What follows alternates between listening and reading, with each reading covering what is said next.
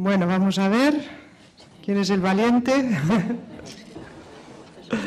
Como han visto ustedes, los temas son variadísimos, los aspectos que se han tratado, en fin, claro, podríamos estar muchísimas horas, ¿no?, hablando del tema, y entiendo que es difícil acotar, pero imagino que alguna reflexión, alguna pregunta les habrá sugerido. Bien, aquí tenemos.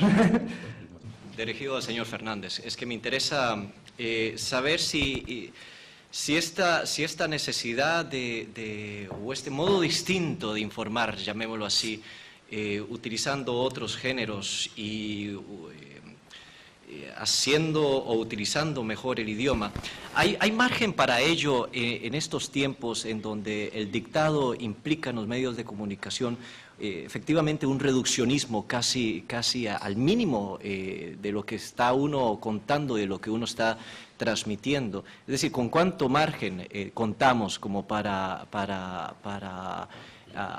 utilizar más minutos en la radio o en la televisión para transmitir un acontecimiento? Yo creo que, Pablo, la pregunta tuya tiene una respuesta en la última parte de la disertación de José Cepeda.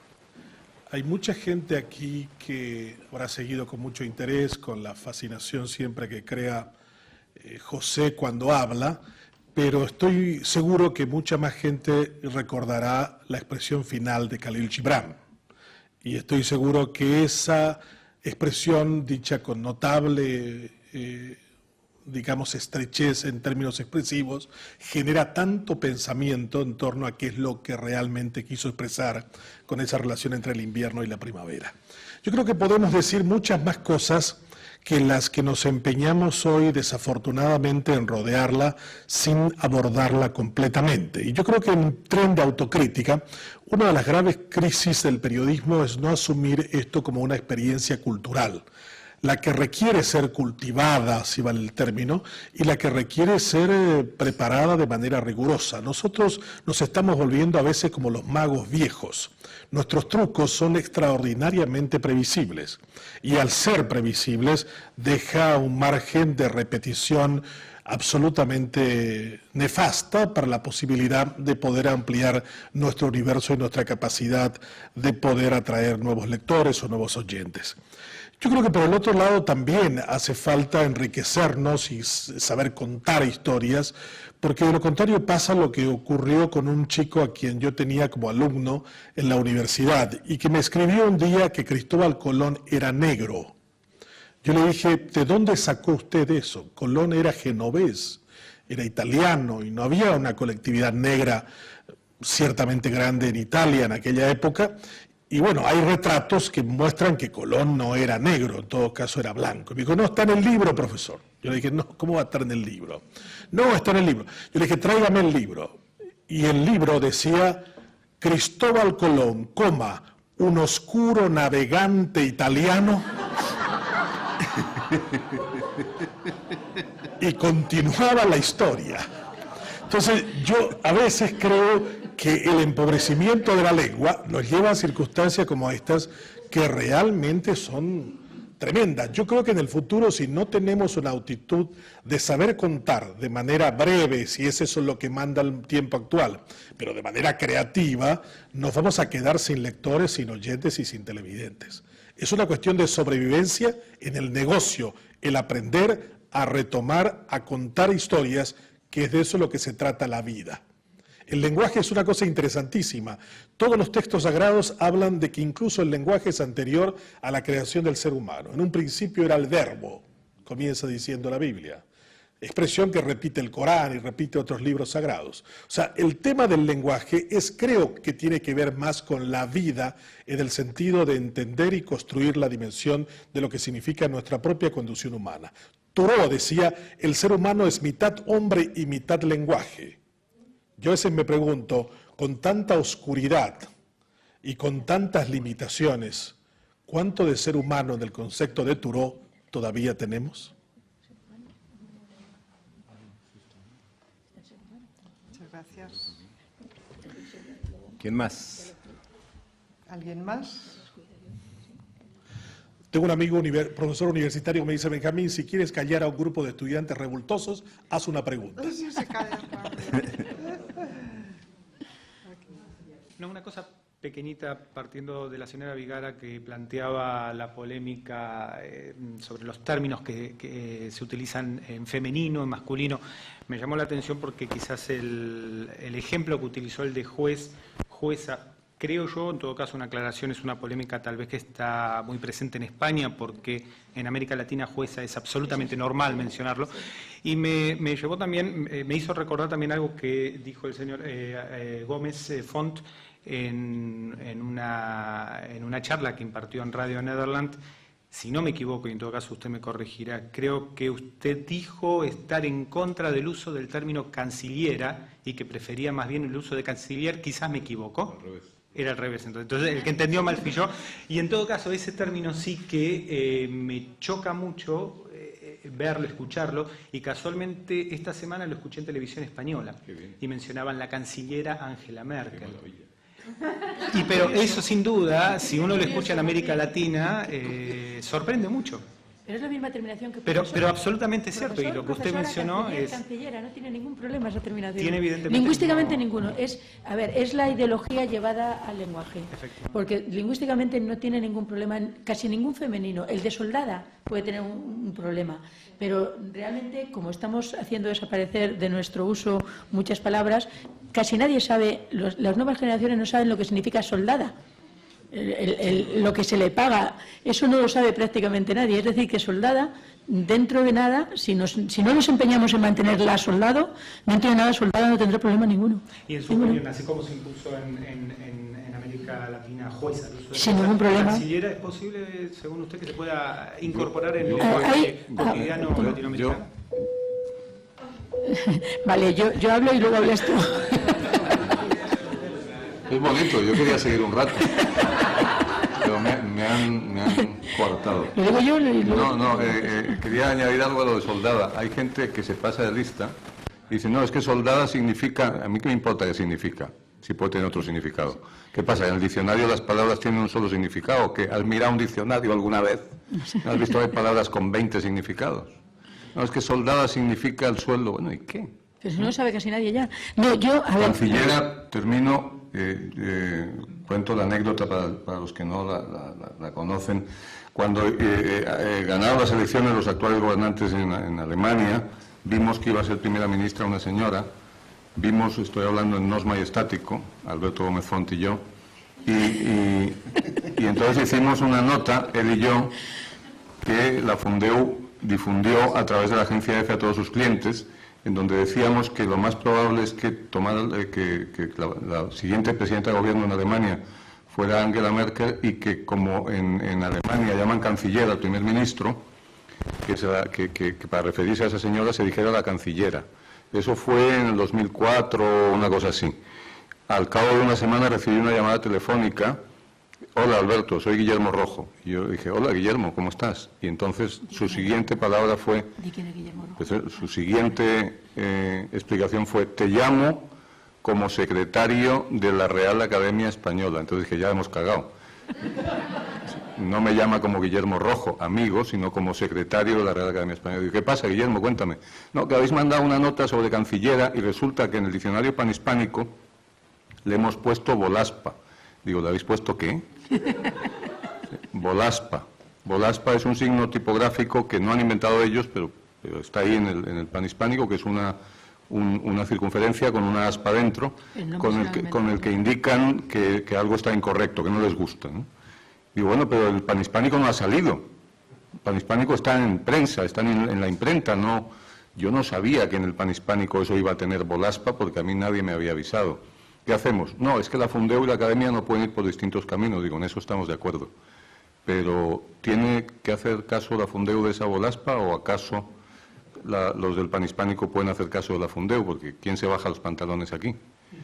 Y quedamos en tablas, como dicen los jugadores de ajedrez, pero en presentación oficial del panhispánico, en la Real Academia Española, en el montaje de sonido e imágenes, aparecía cancillera tachada como 20 veces. Tachada cancillera y al lado la canciller. O sea que ellos en ese sentido ganaron, por eso me alegra mucho que en la televisión digan la cancillera, y yo me basé para hacer esa nota en que algunos países hispanoamericanos, donde canciller es el ministro de Exteriores, no es el primer ministro, sino el ministro de Exteriores, y han tenido ministras de Asuntos Exteriores, yo encontré documentación en la red en donde se hablaba de esas señoras como cancilleras. Hispanoamérica no tiene demasiados problemas en poner femenino. Somos los españoles los que al parecer somos reacios. Y el que se imponga o no se imponga un femenino es una cuestión social. Pero la tendencia a desarrollar femeninos en español, donde se pueden desarrollar, es clara desde antiguo. Y además, lo que explicaba, la historia de las palabras lo demuestra. Y cuando se quiere argumentar, siempre se dice, bueno, es que no se necesita, porque para mí eso ya significa femenino. Si se desarrolla, es que se necesita porque para mí no significa femenino. Es decir, si estamos sacando femeninos donde no los había, es porque los estamos necesitando.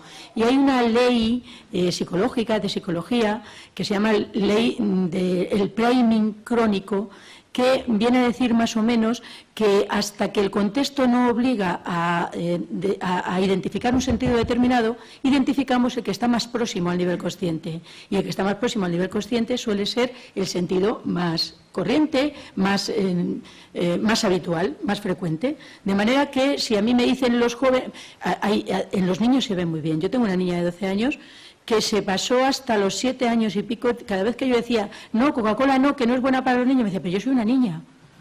Y no, me lo decía siempre, ¿no? Y además hasta que se dio cuenta de que para los niños tenía que identificar que para los niños, y para ella también, porque ella tenía que meterlo en el masculino genérico. Y ahora mi hija todavía, ya tiene 12 años, pero todavía, cuando yo digo médicos, visualiza hombres en bata blanca. Y cuando digo jardineros, y donde vivimos hay muchísimas mujeres jardineras, que esa es otra palabra ocupada, tal, ella visualiza hombres con mono. Pero no tiene ninguna importancia porque esto es tanto cuestión de oído que se puede imponer cualquier cosa. No hay reglas claras. Para mi hija jueza, no se le pasa por la cabeza que eso tenga algún problema. Jueza. Ella no sabía, ni sabe, ni si no se lo cuento yo, no lo va a saber nunca tampoco, que las juezas antes eran las mujeres, las esposas de los jueces, o incluso las amantes de los jueces. Cualquier mujer relacionada con un juez era la jueza, mientras que ahora las juezas son señoras que ejercen. Se puede imponer. Lo que pasa es que hay muchas contradicciones sociales. La Fundeu, por ejemplo, recomienda, de acuerdo con la Academia, lo que dice la Academia, y entra en contradicción continuamente. Dice, vamos a ver, la Fundeu recomienda que hasta que no haya... ¿Cómo era? En la soldado, no, capitana, eran todos los femeninos de los... Tal. Decía, la Fundeu recomienda que hasta... Ayúdame, Alberto. Y eso es una contradicción clara, que yo siempre digo, claro, es que... La Fundeu recomienda... Es una crítica para la Fundeu. Sí, pero una contradicción clara. La Fundeu está asesorada por la Asociación de Academias de la Lengua Española y tiene también en el patronato del Instituto Cervantes y funcionamos coordinados. Entonces, lo que no puede hacer la Fundación del Español Urgente es decir blanco cuando los diccionarios de la Academia dicen negro. No podemos permitir. Tampoco decir negro, entonces, dice negro, cuando murió una soldada en Afganistán, y yo digo soldada, una soldada española en Afganistán, hicimos una nota en la que decíamos que el femenino natural de soldado es soldada, pero que el diccionario panhispánico de UDA recomienda que se siga diciendo la soldado mientras no se generalice el uso. Y eso es una trampa, está clarísimo. ¿Cómo se va a generalizar? Si se sigue recomendando que no se use. Si se dice que no se use. Pero esto era con todos los femeninos... Pero con los cargos militares. Sí, con todos los femeninos militares. Pero yo soy de los que espera, de verdad, que nunca se diga la soldada, ni la caba, ni la sargenta, porque espero que desaparezcan los ejércitos. Eso sería una maravilla. Pero por otro motivo. Entonces, ¿se puede generalizar? Esto se aprieta ¿o no? cuando hablas. ¿Se puede generalizar o no? Muy bien. Más. Ahí viene.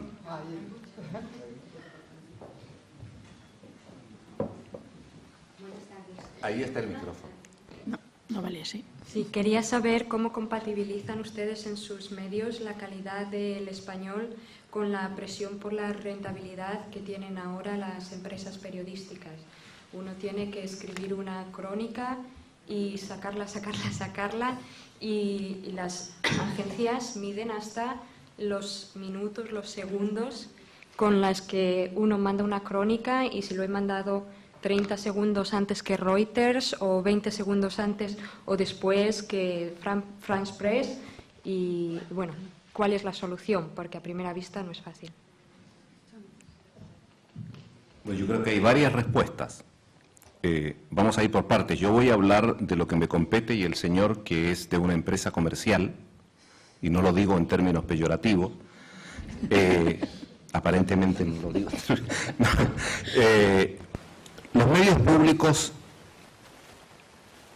que no tienen la exigencia comercial tienen otras exigencias, pero al no tener sobre ellas el peso de la rapidez extrema, de la aceleración informativa, deberían, digo en teoría, estar en mejores condiciones para ofrecer un producto más acabado y correcto desde el punto de vista del lenguaje. Yo me hago cargo, y aquí opino desde afuera, pero también yo cuando comencé a trabajar en un medio, trabajé en un medio comercial. La pregunta es posible compatibilizar la rapidez con la calidad en la nota? Es que tiene que serlo, porque si no el periodismo está condenado a desaparecer. Hoy día, por primera vez en el mundo, por primera vez, la gente tiene la posibilidad de decir lo que quiera sin preguntarle a nadie. Para bien o para mal, no voy a entrar en los detalles de las virtudes o no, pero si hay una potencialidad de Internet es esa, la posibilidad de decir algo sin pasar por censuras ni nada. Bueno, eso exige que el periodismo tenga calidad y que sea oportuno. Yo no voy a hablar aquí de rapidez, pero que sea oportuno. ¿Y cómo se logra eso? Yo creo que se logra con la preparación permanente. Es decir, si lo que vamos a hacer allí, en ese momento, es descubrir cuáles son los términos más apropiados para escribir una noticia, estamos condenados al fracaso. Por eso que esta profesión de periodista no es de 8 horas, es de muchas horas más. Es decir, ¿cómo se puede entender que haya un periodista que no lea literatura, que no esté en permanente contacto con el idioma para aprender los giros? ¿Cómo puede haber un periodista que no vaya a escuchar a la gente cómo habla para poder expresar justamente esa lengua viva que está ahí renovándose cada día, y no solo de manera negativa, también de forma muy positiva? Entonces creo que el desafío va por ahí, en la preparación permanente. Yo no creo que haya en el tema comercial, esto también los libaneses me enseñaron mucho cuando fui a la ciudad de Baalbek, que es una mítica e histórica ciudad libanesa, y visto que el templo al dios Mercurio tenía 2 pilares y a uno hacía referencia al comercio. Mercurio es el dios del comercio, pero al mismo tiempo era el dios del comercio, de la cultura, el comercio y la cultura. Le dije a mi guía libanesa si eso no era una contradicción, y me dijo, ¿podría haber cultura sin comercio? Y me dejó pensando. Entonces yo considero que lo comercial no riñe con lo cultural. O sea, cuando la gente habla de medios públicos versus medios comerciales, en realidad el adjetivo es simplemente a los fines de definición circunstancial, pero en el fondo somos medios que intermediamos entre los hechos y las personas. Y estoy de acuerdo con José, creo que el tema que nos demanda aquí no es solamente tener rapidez para contar cosas complejas en pocas palabras, sino que para poder contar cosas complejas en pocas palabras hay que tener mucha cultura, mucha preparación y mucho conocimiento. Justamente la capacidad de entusiasmarnos que tienen los poetas con pocas palabras o con frases es justamente porque han llegado a dominar de tal manera la capacidad de poder hacer entender realidades que nos pueden maravillar con una sola frase. Lo uno no riñe con lo otro. Podemos adorar tanto las dos cosas y vanagloriarnos de sus efectos. Me llama la atención sobre estos planteamientos acerca de cómo el lenguaje se ha ido reduciendo, cómo han ido ganando espacio otras fuerzas, otros poderes, que no se hace mención a los medios audiovisuales. Muchas culturas latinoamericanas, por quedarnos en el mundo hispano, tienen una cultura de origen oral y han encontrado en el mundo audiovisual una forma muy rápida de articularse con el mundo global, obviando el camino de la literatura, de lo escrito, porque en lo visual, lo oral es mucho más fluido.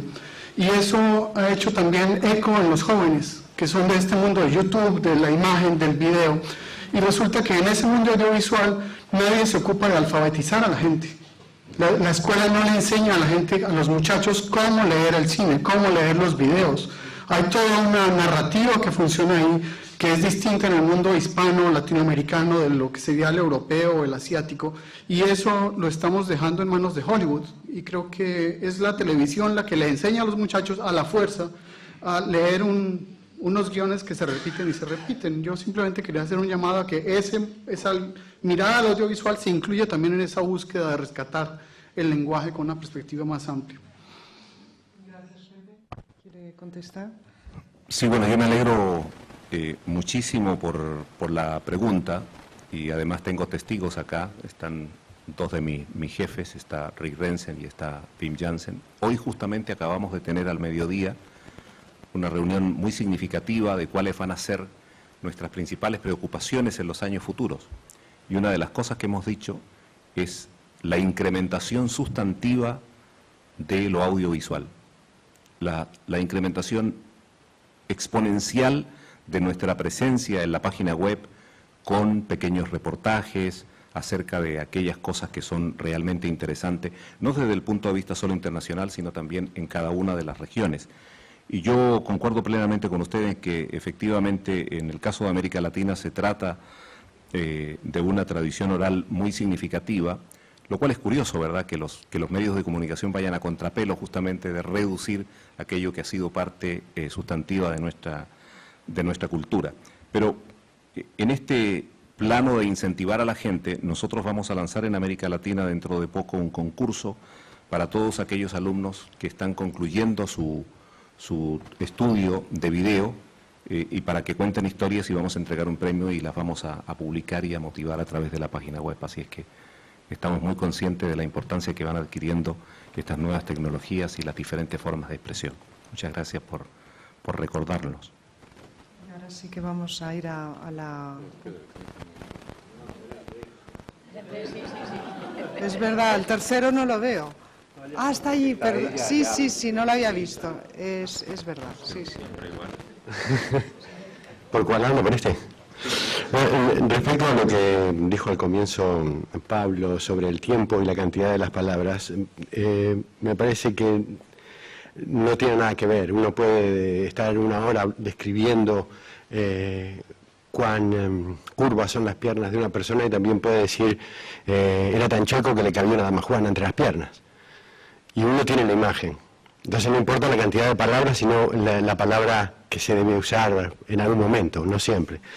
Pero lo que me preocupa, y estoy contento de que están aquí los jefes de mi jefe, es que yo trabajo como traductor.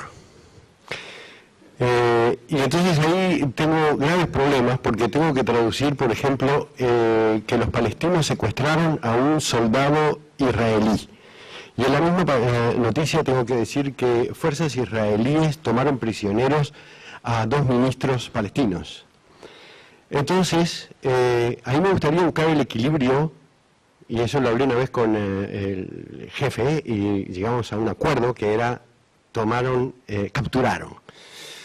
Pero eso ahora parece que tampoco se acepta. También tengo muchos problemas cuando tengo que traducir un ataque y un atentado. Resulta que la resistencia iraquí atenta contra las fuerzas norteamericanas, y las fuerzas norteamericanas atacan a las resistencias iraquíes. No importa si uno está de acuerdo o no, como el ejemplo de Hamas del principio. Yo no quiero que mis hijas vayan tapadas. Me gustaría saber la opinión de ustedes sobre eso, y qué tengo que hacer yo. Creo que Alberto. Muy buenas noches, agradecida por este momento, un honor para mí conocerlos. Nosotros en Bolivia hemos enfrentado durante años el poder de la palabra, pero el poder de la palabra a través de la prensa mediática. Así es, yo estoy en Holanda 5 meses y también siento el poder de la palabra de la prensa mediática. nosotros tenemos el periódico La Razón en Bolivia y siempre tergiversa la verdad. Uno le gusta decir lo que dicen los pobres. Prisa, el grupo Prisa, prensa española, El País. Un cambio de una marcha de pueblos indígenas que se hizo una semana, una caminata a La Paz, apoyando un momento y un movimiento de cambio, de igualdad social. El País sacó un espacio de 5 por 5 centímetros de todo ese movimiento y de esa necesidad de expresión de los pueblos indígenas y de apoyo a nuestro gobierno. Pero cuando la oposición, en este caso la minoría de la oposición, que son dueños de medios mediáticos en Bolivia, y hacen una marcha de pañuelos blancos, pero una marcha financiada por gente que tiene una extensión territorial increíblemente grande, que tiene mucho dinero, empresarios. El País informa en media página. Esa es la prensa mediática y a los indígenas nos gustaría tener el poder de la palabra. Ojalá algún momento lo podamos tener. Muchas gracias.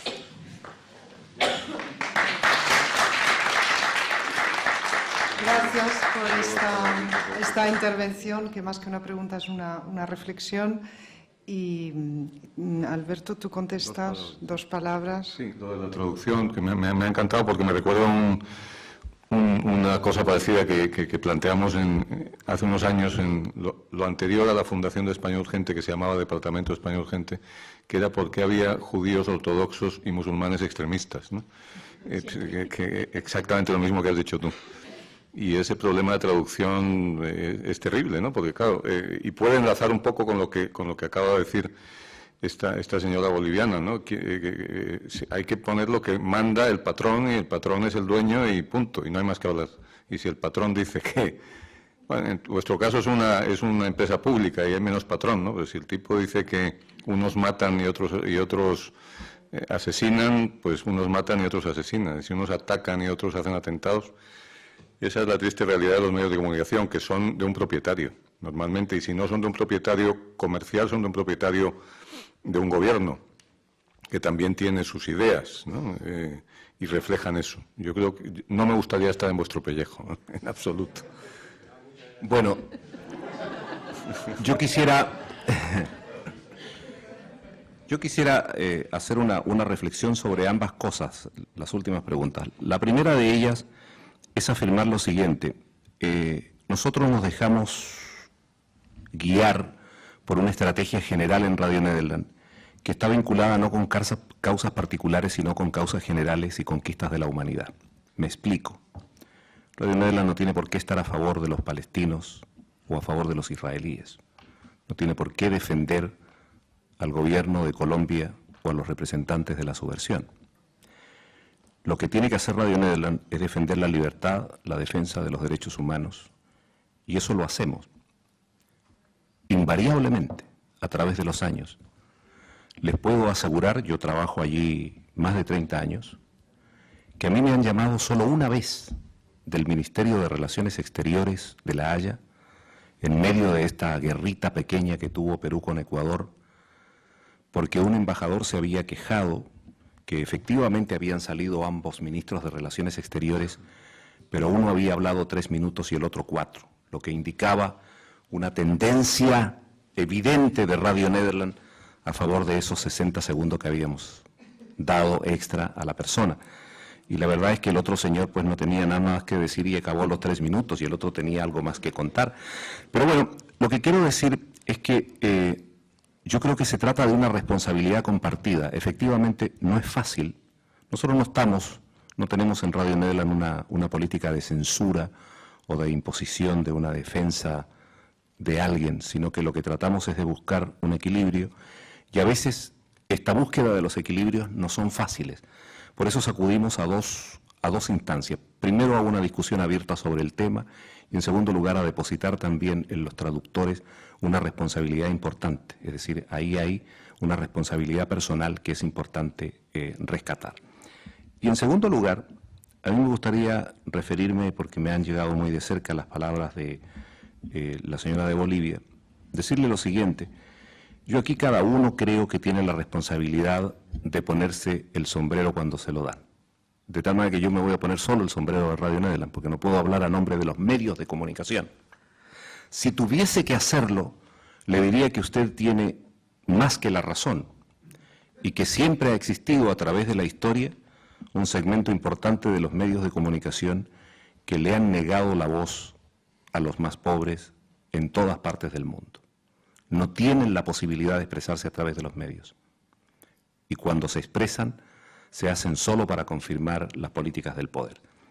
Pero en el caso nuestro, nosotros le hemos brindado siempre micrófonos a los representantes indígenas que han llegado a Radio Nederland. Y tenemos una amistad muy estrecha con muchos de ellos. Domitila Chungara, sin ir más lejos, hace mucho tiempo que no viene, pero estuve viniendo muchos años a Radio Nederland. Yo, y no lo digo así con parte del ego, quiero decirle que soy amigo personal, antes que ganar el Premio Nobel de la Paz, Rigoberta Menchú, a quien encuentro permanentemente, y de otras indígenas como Rosalina Turuyuc en Guatemala. Hemos hecho series dedicadas a los pueblos indígenas de América Latina, y no sencillamente por una diversión particular, sino porque creemos que representan a un sector muy importante de muchas sociedades en América Latina y deben de tener la oportunidad de expresar no solo sus inquietudes, sino también sus legítimas reivindicaciones. Así que tenga usted la certeza de que cuando se trata de Radio Nederland nunca va a haber un indígena que diga a mí no me dejaron hablar allí. Gracias. Yo quería apuntar simplemente a una cuestión. Los medios no tienen tanto poder como los medios creen. Si no, no hubiera ocurrido lo que ocurrió en Bolivia, lo que ocurrió en otras partes de América Latina. La gente no es idiota. Yo creo que plantarse la idea de que uno puede engañar toda la vida a todas las personas, como decía Art Buchwald, no es correcta esa apreciación. La gente se da cuenta. Cuando el diario Clarín de Buenos Aires vendía 1.500.000 ejemplares los días domingos y casi 1 millón de ejemplares los días corrientes, y era el diario en lengua española que más vendía diariamente, y se transformó posteriormente en un gigante mediático que manejaba no solamente un periódico, sino radio, televisión, cable, se asoció con el poder de Menem. La gente comenzó a mirar con desconfianza esa relación y le castigó. Hoy el diario vende 750.000 ejemplares los días domingos y 500.000 diariamente. O sea, perdido. Y hoy cuando vemos que New York Times dice que no sabe qué va a pasar con él dentro de 5 años y ha puesto a la venta su nueva planta redactora en $220 millones, y Carlos Slim ha puesto más dinero para ser accionista del mismo, estamos viendo que los fallos, los errores se pagan, y se pagan con niveles de circulación menores, con menos publicidad, porque al final de lo único que viven los medios de prensa son de la posibilidad de hacer un servicio contando con la mayor capacidad posible la verdad, ser verosímiles. No vamos a contar la verdad porque eso no es patrimonio con capacidad para ningún ser humano, pero debemos ser verosímiles, hacer todo el esfuerzo posible para contar la verdad. Y aquellos medios que no lo hacen y que ejercitan el poder y no hacen un servicio para que la gente sea poder, la gente le castiga, no compra, no escucha o sencillamente no ve. Y con respecto a los traductores, hay una vieja expresión que dice que todo traductor en realidad es un traidor, porque ese es el origen de la palabra. Así que usted no se preocupe con respecto a la cuestión última, donde usted nos invoca casi como en un diván psiquiátrico. Usted está condenado por su propio nombre.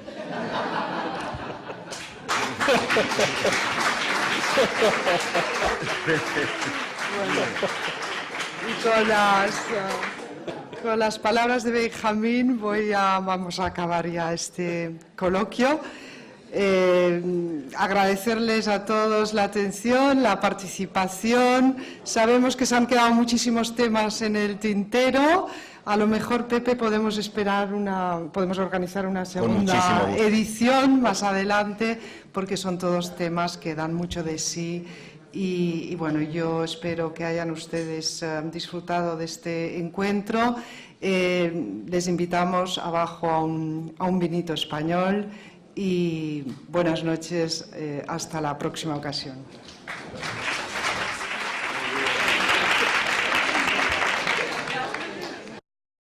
Rodearla sin abordarla completamente. Y yo creo que en tren de autocrítica, una de las graves crisis del periodismo es no asumir esto como una experiencia cultural, la que requiere ser cultivada, si vale el término, y la que requiere ser preparada de manera rigurosa. Nosotros nos estamos volviendo a veces como los magos viejos.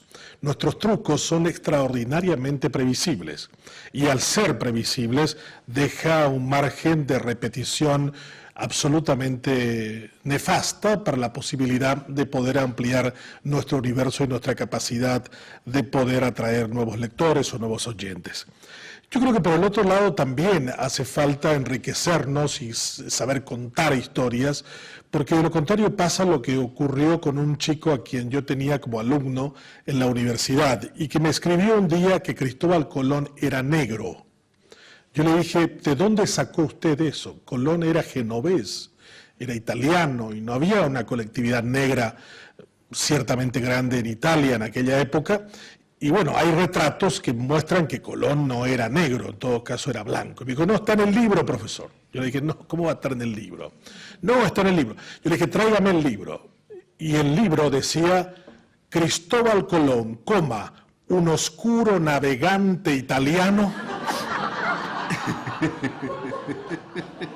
Y continuaba la historia.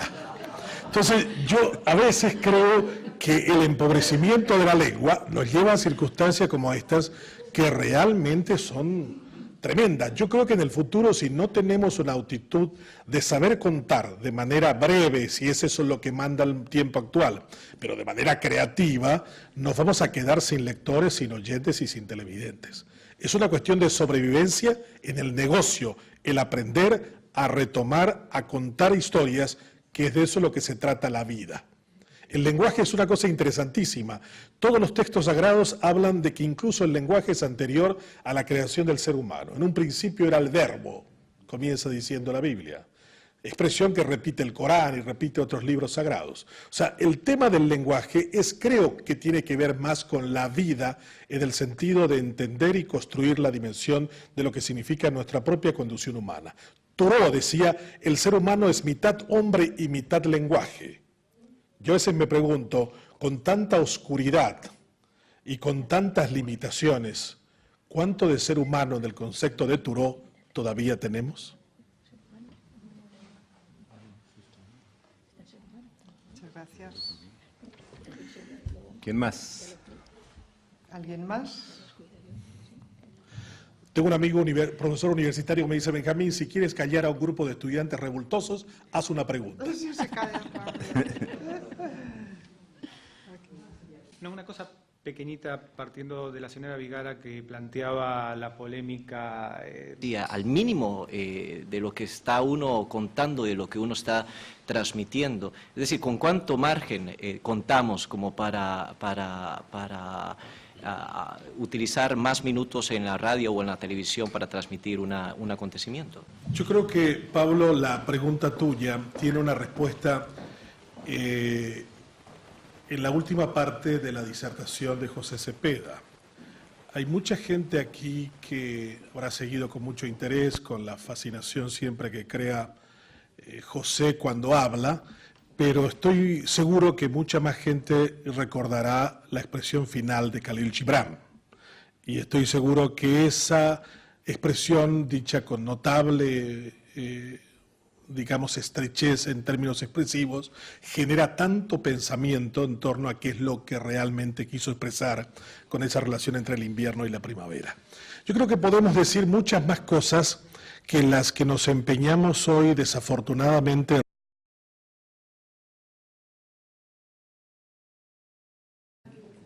Bueno, vamos a ver quién es el valiente.